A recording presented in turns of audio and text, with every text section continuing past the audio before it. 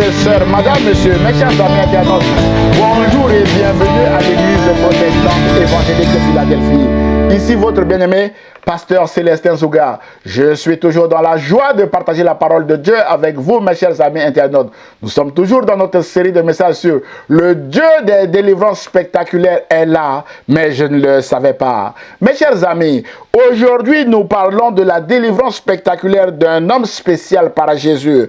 Un homme dont on ne connaît pas le nom à ce jour parce qu'il n'avait rien fait de bon pour le royaume de Dieu. Mais pourtant, cet homme est entré au paradis avec Jésus le jour de sa crucifixion. Et le titre de notre message d'aujourd'hui est « Ne crains-tu pas Dieu, mes bien-aimés dans le Seigneur ?» Ce n'est pas la déclaration de Jésus, ni d'un chef de synagogue, ni d'un serviteur du temple. C'est la déclaration d'un homme en souffrance, d'un malfaiteur qui n'a jamais été baptisé et qui était en train de moissonner ce qu'il a semé parce qu'il a été condamné à mort et crucifié en même temps que Jésus. Mais la bonne nouvelle est que cet homme a brutalement et publiquement décidé de changer de direction de façon spectaculaire, mes bien-aimés, de craindre Dieu désormais et de devenir ami de la croix, oubliant ainsi sa propre croix qu'il méritait, parce qu'il a été touché par la grâce de Dieu et qu'il a été sauvé in extremis à la croix par Jésus, mes bien-aimés. Nous lisons le récit de la délivrance spectaculaire de cet homme dans l'évangile selon Luc au chapitre 23, versets 32 à 43, où il est écrit que on conduisait en même temps deux malfaiteurs qui devaient être mis à mort avec Jésus.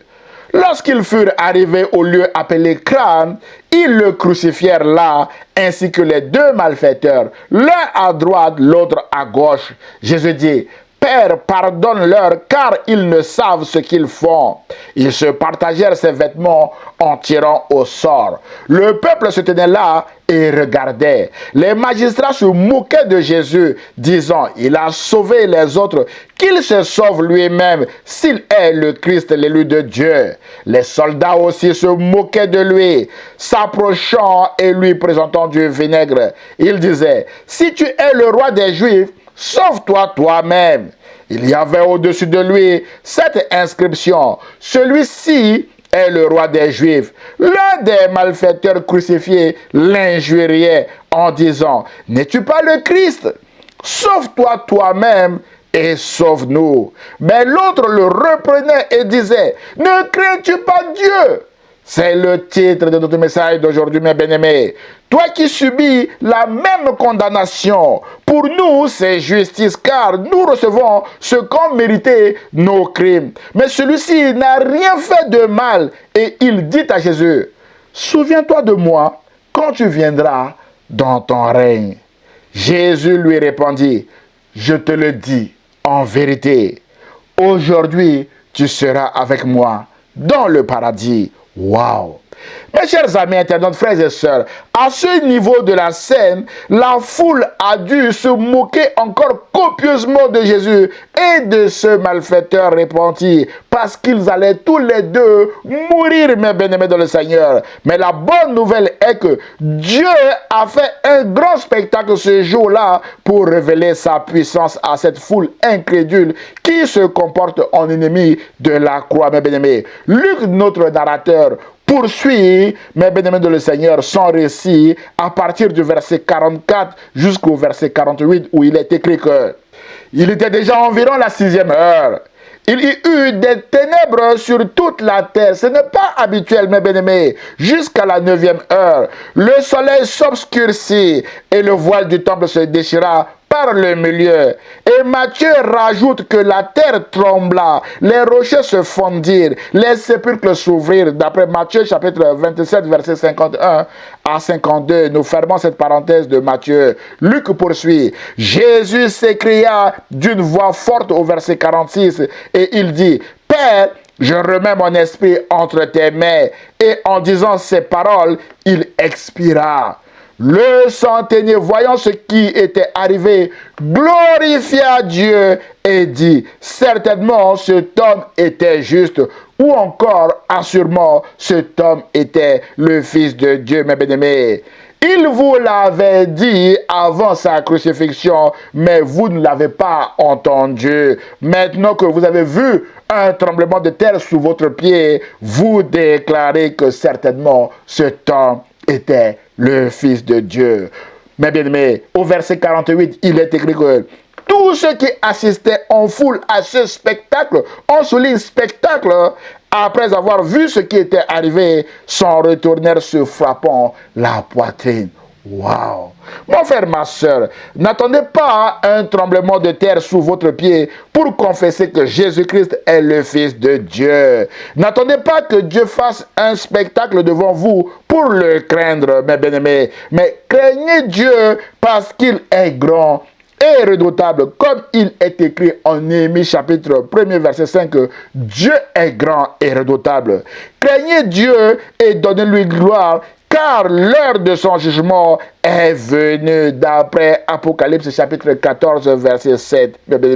Alors, que signifie craindre Dieu, mes bien-aimés dans le Seigneur? C'est le premier point de notre message d'aujourd'hui. Point numéro 1, que signifie craindre Dieu? Mes chers amis internautes, frères et sœurs, dans le texte que nous venons de lire, deux verbes attirent notre attention. Les verbes se moquer et injurier. Selon le dictionnaire Larousse, se moquer de quelqu'un, c'est le ridiculiser, c'est rire de lui, c'est sourire de lui, c'est le dédaigner, c'est l'ignorer, c'est le mépriser. Et insulter, c'est proférer des insultes à l'égard de quelqu'un, mes bien-aimés. C'est blesser la dignité et l'honneur de quelqu'un. C'est ce que Jésus a subi à la croix. On l'injuriait, on lui crachait dessus, mes chers amis internautes. Dans notre texte de ce matin, il est écrit au verset 35 que les magistrats se moquaient de Jésus. Au verset 36, les soldats aussi se moquaient de lui en lui disant: si tu es le roi des Juifs, sauve-toi toi-même.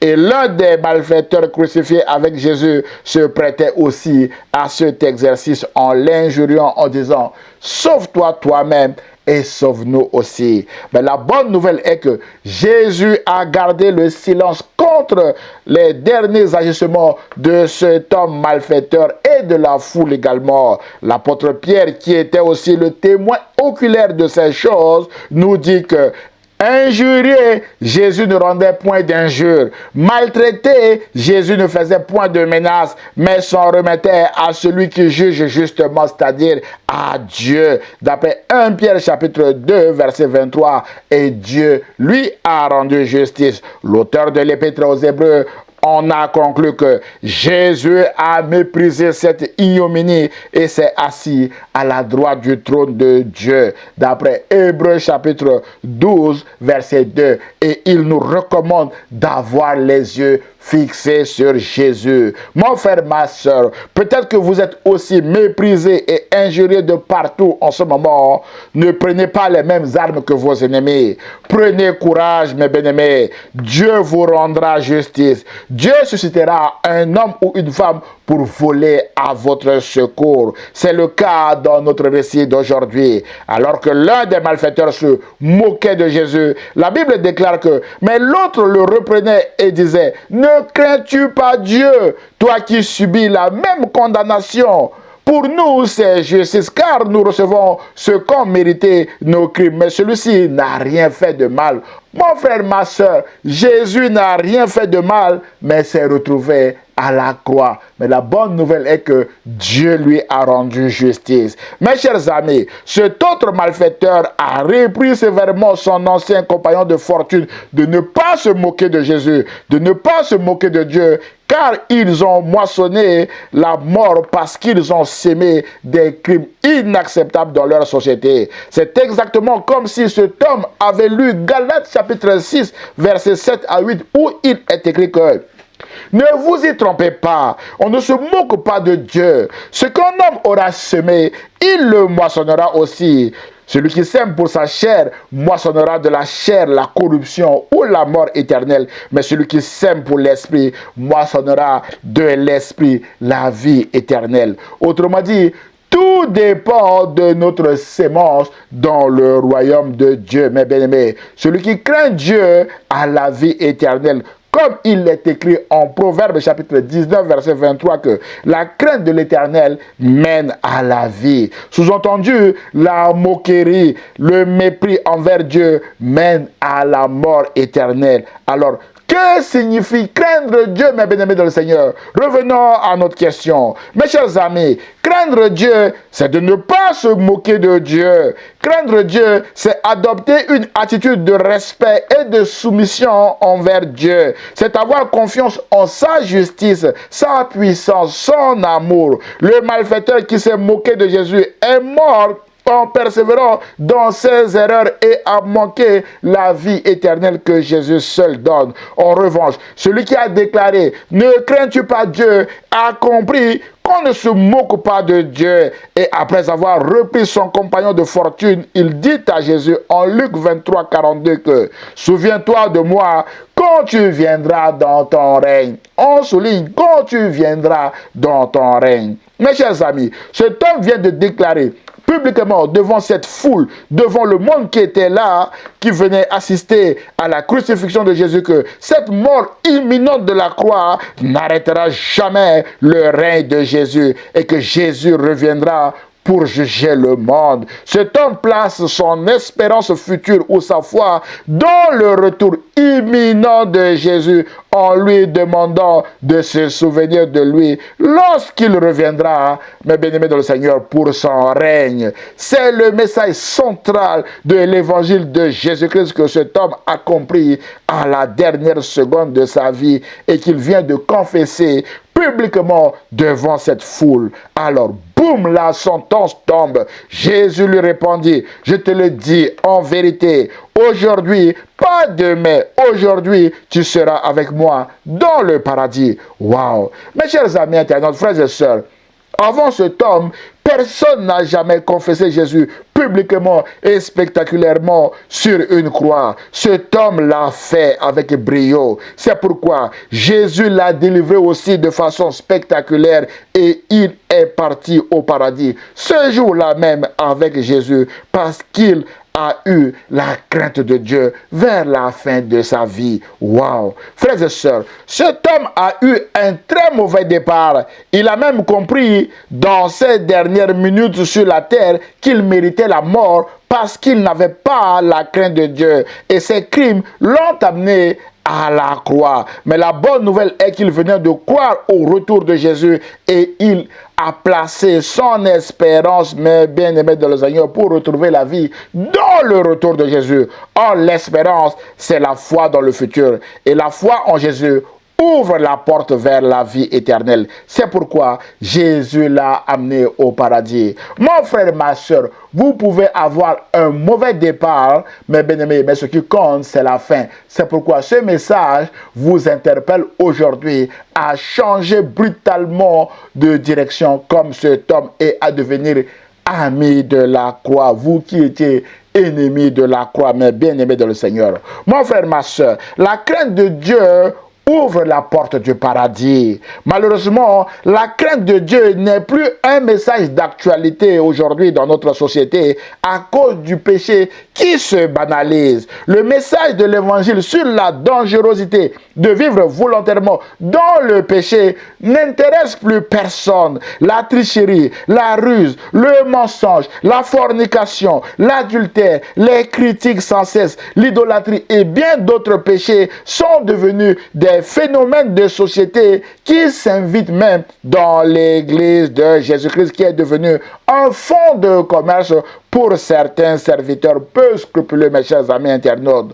On ne peut plus dire à un frère ou à une sœur qu'il ou elle vit dans le péché, mais bien-aimé de le Seigneur, parce que ce frère ou cette sœur va quitter l'église et le montant des offrandes, mais bien-aimé de le Seigneur, va baisser. Waouh! Mes chers amis internautes, frères et sœurs, certains serviteurs servent même sur les deux tables, notamment à la table de Dieu le jour et à la table de Satan la nuit, afin de s'enrichir de plus en plus au détriment des fidèles, et ce, sans être inquiétés ou sans avoir la crainte de Dieu, parce que selon eux, il ne leur arrive rien encore, mes bien-aimés dans le Seigneur. Mais la bonne nouvelle est que on On ne se moque pas de Dieu. Ce qu'un homme aura semé, il le moissonnera, mes bien-aimés du Seigneur. Et ce, à la date prévue par Dieu pour la moisson. Rappelez-vous, mes bien-aimés, de ce que Jésus a dit dans sa parabole de l'ivraie. Jésus a dit, laissez, mes bien-aimés, les mauvaises herbes, laissez-les pousser avec les bons également. Mais Jésus réglera leur sort à la moisson. Mon frère, ma soeur, il y aura un jour, mes bien-aimés de le Seigneur, où vous moissonnerez également si vous marchez dans cette voie. C'est pourquoi, mon frère, ma soeur, si c'est votre cas, ce message vous encourage à changer de direction par crainte de Dieu, comme ce malfaiteur, avant qu'il ne soit trop tard. Notez que la crainte de Dieu ouvre la porte du paradis. Et mon désir pour vous est que vous craignez Dieu, vous changez de direction, comme cet homme malfaiteur qui a changé de direction et qui, brutalement, même bien-aimé du Seigneur, a eu la crainte de Dieu vers la fin de sa vie et est entré au paradis avec Jésus.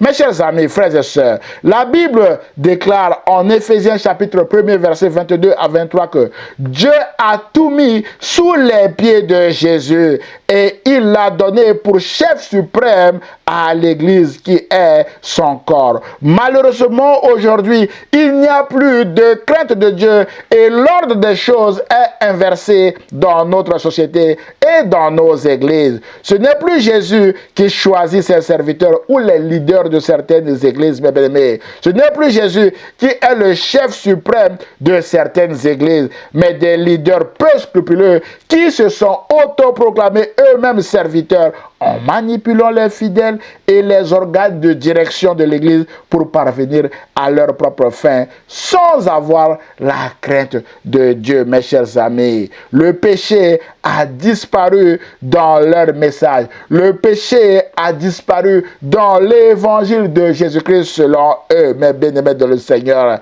Frères et sœurs, ce phénomène n'est pas nouveau, mes bien-aimés, puisque l'apôtre Pierre parle aussi des faux enseignants de la parole à son époque. La Bible déclare en 2 Pierre chapitre 2 verset 1er à 4 que de faux prophètes sont apparus autrefois dans le peuple d'Israël. Ce n'est pas nouveau. De même, de faux enseignants apparaîtront parmi vous. Ils sont déjà parmi nous, mes bien-aimés dans le Seigneur. Ils introduiront des doctrines fausses et désastreuses et rejetteront le maître qui les a sauvés.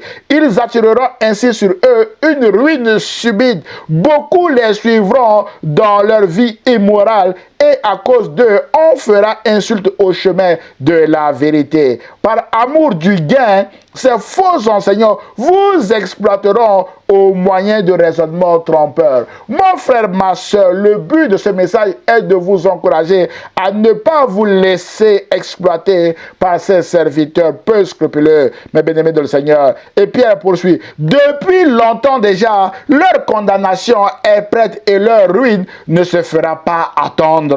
En effet, Dieu n'a pas épargné les anges coupables, mais il les a jetés dans l'enfer. On souligne dans l'enfer où ils sont gardés, enchaînés dans l'obscurité pour le jour du jugement. Et c'est ce qui arrivera à ces faux serviteurs, ces serviteurs imposteurs et peu scrupuleux qui exploitent les autres en faisant disparaître totalement le péché dans l'évangile de Jésus-Christ, mes bien-aimés de le Seigneur, et qui prennent la richesse et la prospérité, mes bien-aimés de le Seigneur. Voilà le point de chute de ces faux enseignants de la parole ou de ces serviteurs imposteurs. Mes chers amis, revenons à notre récit d'aujourd'hui. Nous avons lu qu'un des deux malfaiteurs a choisi dans sa souffrance d'injurier ou de se moquer de Jésus en lui disant: n'es-tu pas le Christ? Sauve-toi toi-même et sauve-nous. Cet homme, mes bien-aimés, est mort éternellement parce qu'il a persisté dans son péché. C'est pourquoi, mon frère, ma soeur, peut-être que vous faites face actuellement à une situation qui vous laisse croire que vous êtes sans espérance. Prenez courage. Ne blâmez pas Dieu, ni Jésus, ni le Saint-Esprit, comme ce malfaiteur qui a injurié copieusement Jésus à la croix. Mais continuez de craindre Dieu en le louant, en le glorifiant et en lui rendant grâce pour toutes choses. Placez votre espérance en Jésus-Christ comme ce malfaiteur repenti et vous verrez la gloire de Dieu s'accomplir dans votre vie. Jésus vous fera sortir, mes bien-aimés, de votre situation actuelle comme il a amené cet homme au paradis, mes bien-aimés, et vous témoignerez ainsi de la grandeur de Dieu. Alors, craignez l'Éternel comme ce malfaiteur sauvé in extremis par Jésus, car l'Éternel aime ceux qui le craignent et qui espèrent en sa bonté, selon le Psaume chapitre 147, verset 11. Mes chers amis internautes, frères et sœurs, craindre Dieu, c'est avoir la sagesse. Le psalmiste déclare dans le Psaume 111, verset 10 que la crainte de l'Éternel est le commencement de la sagesse. Et la sagesse, c'est la qualité de quelqu'un qui fait preuve d'un jugement droit, sûr, prudent, averti dans ses décisions, dans ses choix et dans ses actions, selon le dictionnaire Larousse. Mon frère, ma soeur, ce malfaiteur a été prudent à la croix, mais bien-aimé dans le Seigneur. Il s'est repenti en disant à Jésus, souviens-toi de moi, mais bien-aimé dans le Seigneur. Il a eu la sagesse de craindre Dieu, mais bien-aimé dans le Seigneur, et il est allé au paradis. Mes chers amis internautes, en revanche, celui qui a manqué de sagesse en injuriant Jésus est mort éternellement. Mes bien-aimés, la vie est faite de choix. Vous devez choisir et moi également, je dois choisir, mes bien-aimés de le Seigneur. Parce que la Bible déclare en Deutéronome chapitre 30, verset 19 que j'ai mis devant toi la vie et la mort, la bénédiction et la malédiction. Choisis la vie afin que tu vives toi et ta postérité. Mon frère, ma soeur, vous devez faire un bon choix comme ce malfaiteur repenti, mais bien-aimé dans le Seigneur. Que Dieu vous donne la sagesse de faire ce bon choix et de continuer de marcher avec Jésus qui est la vie, d'après Jean chapitre 14, verset 6. Mes chers amis internautes, frères et sœurs, craindre Dieu, c'est aussi bâtir notre vie sur les paroles de Jésus qui est un roc indestructible. Jésus a dit en Matthieu chapitre 7, verset 24 que quiconque entend ces paroles que je dis et les met en pratique sera semblable à un homme prudent. On souligne prudent ou sage, nous l'avons vu, qui a bâti sa maison sur le roc. La pluie est tombée, les torrents sont venus, les vents ont soufflé et se sont jetés contre cette maison. Elle n'est point tombée parce qu'elle était fondée sur le roc. Mais quiconque entend ces paroles que je dis et ne les met pas en pratique sera semblable à un homme insensé ou qui a manqué de sagesse et qui a bâti sa maison sur le sable. La pluie est tombée, les torrents sont venus, les vents ont soufflé et ont battu cette maison. Elle est tombée et sa ruine a été grande. Mon frère, ma soeur, ce message vise à vous encourager à craindre Dieu en bâtissant votre vie sur les paroles de Jésus. C'est ainsi que vous serez appelés des hommes et des femmes prudents ou prudentes, ou des hommes et des femmes qui craignent Dieu, mais bien-aimés dans le Seigneur. Mes chers amis internautes, frères et sœurs, craindre Dieu, c'est aussi être patient et humble et non arrogant, comme le malfaiteur qui a insulté Jésus copieusement. Il est mort 2 fois, mort physique et éternelle, mais bien-aimé de le Seigneur.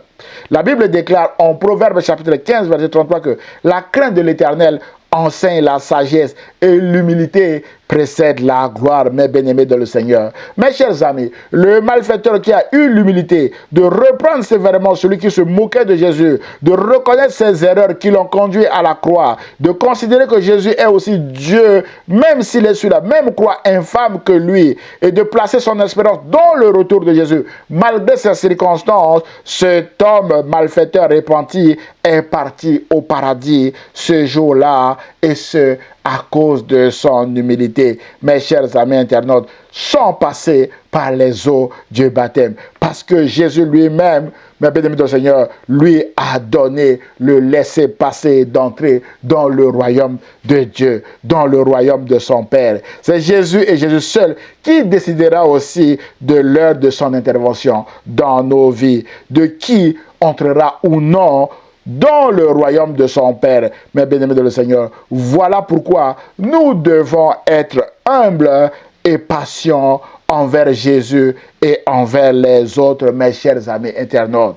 Malheureusement, frères et sœurs, le mot patience n'a plus sa place dans notre société de fast-food aujourd'hui. Nous voulons tout avoir tout de suite. Certains d'entre nous préfèrent le chemin raccourci du diable afin de tout avoir rapidement, et ce, même au prix de leurs âmes, mes bien-aimés dans le Seigneur. C'est alors qu'intervient la célèbre question de Jésus en Marc chapitre 8, verset 36, où Jésus a dit « Que sert-il à un homme de gagner le monde entier s'il perd son âme ?» À rien du tout, nous répondons, mes chers amis internautes. C'est pourquoi l'apôtre Pierre a déclaré en 1 Pierre chapitre 5, verset 6 que « Humiliez-vous donc sous la puissante main de Dieu, afin qu'il vous élève au temps convenable. » N'allez pas chez Satan, mes bien-aimés dans le Seigneur, pour votre élévation. Humiliez-vous sous la main puissante de Dieu, et c'est Dieu qui vous élèvera au temps convenable. C'est ce que Jésus a fait, et Jésus a été souverainement élevé par Dieu au titre de Seigneur pour l'éternité, à cause de son humilité qui l'a conduit à la croix. Et ce malfaiteur repenti sait et a déclaré publiquement que Jésus reviendra pour son règne. Et Jésus lui-même l'a dit, j'étais mort, je suis vivant aujourd'hui et je viens bientôt. Mon frère, ma soeur, la question est, êtes-vous prête ou prêt pour le retour de Jésus, mes bien-aimés dans le Seigneur? Frères et sœurs, mes chers amis internautes, craindre Dieu, c'est aussi marcher dans la vérité, parce que Jésus est la vérité. Aujourd'hui, le mensonge est devenu un phénomène de société. Mes chers amis internautes, rappelons-nous que le père du mensonge, c'est le diable, mes chers amis internautes. À chaque fois que vous mentez, vous êtes en train, mes bien-aimés dans le Seigneur, de célébrer Satan, mes bien-aimés dans le Seigneur, dans votre mensonge. C'est pourquoi ce message vous invite à marcher dans la vérité, mes bien-aimés dans le Seigneur. Et Jésus est cette vérité, mes bien-aimés. Et craindre Dieu, c'est rendre continuellement grâce à Dieu pour toutes choses au nom de notre Seigneur Jésus-Christ, d'après Éphésiens chapitre 5, verset 20. Mes bien-aimés, au lieu de râler comme ce malfaiteur qui a trouvé la mort éternelle, nous ferons mieux de craindre Dieu en lui rendant grâce à toute occasion, favorable ou non, mes bien-aimés, car toute chose concourt au bien de ceux qui aiment Dieu, d'après Romains chapitre 8, verset 28. Mon frère, ma soeur, rappelez-vous que dans le désert, tous ceux qui ont murmuré contre Dieu en étaient morts, mais parce que Dieu ne supporte pas les murmures. Ils n'ont jamais vu la terre promise, mes bien-aimés de le Seigneur. C'est pourquoi l'apôtre Paul dit aux Philippiens chapitre 2, versets 14 à 15 que « Faites toutes choses sans murmure ni hésitation, afin que vous soyez irréprochables et purs, des enfants de Dieu irrépréhensibles au milieu d'une génération perverse et corrompue, parmi laquelle vous brillez comme des flambeaux dans le monde, portant la parole de vie. » Mon frère, ma soeur, vous portez la parole de vie en vous. Alors, marchez dans la vérité de la parole, mes bien-aimés, et vous verrez la gloire de Dieu s'accomplir dans votre vie. Mes chers amis internautes, frères et sœurs, craindre Dieu, c'est aussi observer ses commandements. L'Ecclésiaste chapitre 12, verset 13 déclare que crains Dieu et observe ses commandements. Mes bien-aimés dans le Seigneur, voilà la recommandation, mes bien-aimés dans le Seigneur, de l'Ecclésiaste. Alors, craignez Dieu, mon frère, ma soeur, marchez, mes bien-aimés dans le Seigneur, dans la crainte de Dieu, et vous verrez la gloire de Dieu s'accomplir dans votre vie, mes bien-aimés dans le Seigneur. La crainte de Dieu est une source de bénédiction. C'est ce que nous allons voir maintenant dans le deuxième et dernier point de ce message. Point numéro 2, la crainte de Dieu est une source de bénédiction. Mes chers amis, internautes, frères et sœurs, les bienfaits de la crainte de Dieu sont nombreux dans la Bible, mais le plus important est la vie éternelle que Jésus a donnée à ce malfaiteur qui a mal commencé, mais qui a terminé sa vie au paradis parce qu'il a compris qu'on ne se moque pas de Dieu, et ce, à la dernière seconde de sa vie, mes chers amis internautes. La Bible déclare en Proverbe chapitre 22, verset 4 que le fruit de l'humilité, de la crainte de l'Éternel, c'est la richesse, la gloire et la vie, mes bien-aimés. Autrement dit, la crainte de l'Éternel procure à son auteur la richesse, la gloire et la vie. Ainsi, mes bien-aimés, la crainte de l'Éternel nous donne tout. Le psalmiste, mes bien-aimés, parle des bienfaits de la crainte de Dieu dans ses psaumes, mes bien-aimés. Par exemple, dans le psaume 1, il est écrit que heureux l'homme qui ne marche pas selon le conseil des méchants, qui ne s'arrête pas sur la voie des pécheurs et qui ne s'assied pas en compagnie des moqueurs, on souligne moqueurs, mais qui trouve son plaisir dans la loi de l'Éternel et qui la médite comment jour et nuit. Il est comme un arbre planté près d'un courant d'eau qui donne son fruit en sa saison et dont le feuillage ne se flétrit point.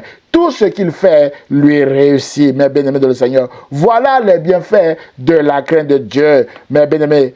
Et le psalmiste poursuit, il n'en est pas ainsi des méchants ou des gens qui ne craignent pas Dieu. Ils sont comme la paille que le vent dissipe. C'est pourquoi les méchants ne résisteront pas au jour du jugement, ni les pécheurs dans l'assemblée des justes. Car l'Éternel connaît la voie des justes et la voie des pécheurs mène à la ruine. Mes chers amis, refusons de nous asseoir en compagnie de moqueurs, comme ce malfaiteur qui a persévéré dans sa mauvaise voie, mais marchons sur la voie de celui qui a décidé de changer brutalement de direction, mes chers amis internautes. C'est ainsi que nous deviendrons des hommes et des femmes qui craignent Dieu avec toute la bénédiction qui suit notre obéissance à la parole de Dieu. Mes chers amis, la crainte de l'Éternel nous procure aussi sa protection, comme il est écrit dans le psaume 34, verset 7, que l'ange de l'Éternel campe autour de ceux qui le craignent et il les arrache au danger. Mes bien-aimés, enfin, le dernier psaume que je vous propose de lire est le psaume 128, où il est écrit que heureux tout homme qui craint l'Éternel, qui marche dans ses voies. Tu jouis alors du travail de tes mains. Tu es heureux, tu prospères. Ta femme est comme une vigne féconde dans l'intérieur de ta maison. Tes fils sont comme des plants d'olivier. Autour de ta table, c'est ainsi qu'est béni l'homme qui craint Dieu, l'homme qui craint l'Éternel. Waouh! L'Éternel te bénira de Sion et tu verras le bonheur de Jérusalem tous les jours de ta vie. Tu verras les fils de tes fils. Que la paix soit sur Israël, que la paix soit sur tous ceux qui craignent l'Éternel, mes chers amis internautes. Frères et sœurs, le psalmiste dit heureux tout homme qui craint l'Éternel et heureuse aussi toute femme qui craint l'Éternel. Alors, craignez l'Éternel, mes bien-aimés du Seigneur, et vous verrez la gloire de Dieu s'accomplir dans votre vie. En conclusion de notre message d'aujourd'hui, mes chers amis internautes, frères et sœurs, nous venons d'étudier le cas de deux hommes. Ils ont commis les mêmes crimes. Ils ont été condamnés à mort et se sont retrouvés sur la croix aux côtés de Jésus. L'un a persisté dans sa mauvaise voie et en est mort éternellement. L'autre, par crainte de Dieu, a reconnu ses péchés, a changé de direction en plaçant son espérance dans le retour de Jésus. Et Jésus lui a dit, aujourd'hui, tu seras avec moi dans le paradis. C'est pourquoi, mon frère, ma soeur, ce message vise à vous encourager à ne pas vivre volontairement dans le péché, mais à avoir la crainte de Dieu. Car l'Éternel aime ceux qui le craignent et qui espèrent en sa bonté. D'après le psaume 147, verset 11 que nous avons lu tout à l'heure. J'ose espérer que ce message vous a fait du bien. Alors aimez-le, commentez-le et partagez-le à vos proches. Que Dieu vous bénisse. Prions le Seigneur. Seigneur Jésus, je prie afin que tu aides mon frère ou ma soeur qui vient d'écouter ce message à avoir la crainte de Dieu. C'est alors que tu lui ouvriras les portes des cieux. Bénis mon frère ou ma soeur de toutes sortes de bénédictions parce qu'il a eu aussi la crainte d'écouter ce message jusqu'à la fin. Ouvre-lui les portes dont il a besoin et bénis sa maison. Au nom de Jésus, je prie et l'Église protestante évangélique Philadelphie répond Amen. Frères et sœurs, mes chers amis internautes, si vous avez été bénis par ce message, merci de le liker et de le partager à vos proches afin de les bénir également. Pour nous connaître, merci de visiter notre site internet église-philadelphie-78500.com. Vous pouvez nous envoyer via ce site vos sujets de prière à église-philadelphie-78500@gmail.com. Vous avez tous les liens en bas de cette vidéo pour nous soutenir et pour nous contacter. Nous aurons le plaisir de vous répondre et surtout de prier pour vous. N'hésitez pas de vous abonner à notre chaîne YouTube ou à notre page Facebook afin de recevoir des alertes pour nos prochains messages. À dimanche prochain à 10h sur la page Facebook ou sur la chaîne YouTube de l'Église protestante évangélique Philadelphie. Et ce, si Dieu le veut. À très bientôt mes chers amis internautes. Au revoir.